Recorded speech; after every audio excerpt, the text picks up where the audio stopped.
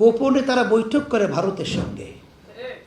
যখন আমরা দেখলাম গোপনে বৈঠক করে আমেরিকার সাথে, যখন আমরা দেখলাম যে তারা খ্রিস্টান মিশনারি সেক্রেটারি জেনারেল তার কাছে স্বীকারোক্তি দিয়ে আসে আমির যে তারা ক্ষমতায় যেতে পারলে তারা ইসলাম অনুযায়ী দেশ চালাবে না, শরিয়া অনুযায়ী দেশ চালাবে না, প্রচলিত গণতন্ত্র অনুযায়ী দেশ চালাবে, কওমি ঘরানা ইসলাম। আল্লাযীনা ইম্মাক্কানাহুম ফিল আরদি আকামুস সালাত ওয়া আতাউয যাকাত ওয়া আমারু বিল মারুফ ওয়া নাহাউ আনিল মুনকার। যারা রাষ্ট্র ক্ষমতা পাবে তারা দেশে নামাজ চালু করে মানুষের চরিত্র ভালো করে দেবে এবং যাকাত চালু করে মানুষের ক্ষুধা দারিদ্র্য বেকারত্ব দেশ থেকে তারা বিতাড়িত করবে। ভালো কাজ করে মানুষকে শান্তিতে থাকতে দেবে, খারাপ কাজ বন্ধ করে অশান্তির আগুন থেকে মানুষকে রক্ষা করবে। কিন্তু দুর্ভাগ্য, আওয়ামী লীগ এসেছে 6 বার, বিএনপি 5 বার, জাতীয় পার্টি 2 বার, এতগুলো সরকার এসেছে, জাতীয় সংসদে কোরআনের একটি আইনও চালু করে নাই। মাননীয় স্পিকার, সবচাইতে লজ্জা, সবচাইতে দুঃখজনক কথা হলো এটা। আমরা চাই আমরা এই দেশে কোরআনের আইন চালু করে মানুষকে মুক্তি দেব।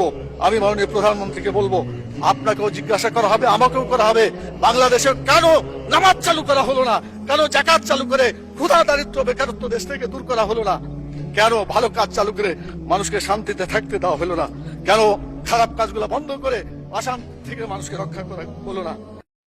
দেখুন তো এই লোকগুলোর কথার সাথে এবং কাজের সঙ্গে মিল আছে কিনা।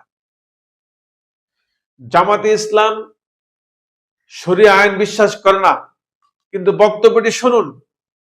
সংসদে নামাজ কায়েমের ব্যাপারে তারা চূড়ান্ত কথা বলে। আর এই পীর সাহেবেরা কোথা থেকে পেল জামাত ইসলাম নাকি খ্রিস্টান মিশনারিতে সই করে এসেছে, জামাতে ইসলাম নাকি গোপনে চুক্তি করেছে, এরকম মিথ্যা বানোয়াট কথা আর কখনো আপনারা বলবেন না।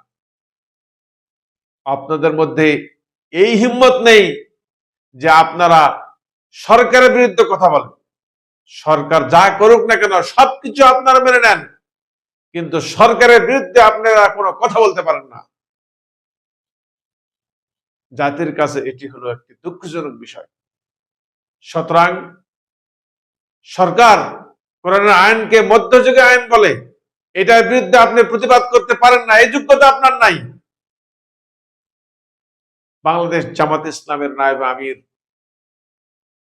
সংসদে নামাজ কায়েমের বিষয়ে কোরআনের আয়াত দেয়া তীব্র প্রতিবাদ করছে, তার প্রশংসা আপনারা করতে পারেন না।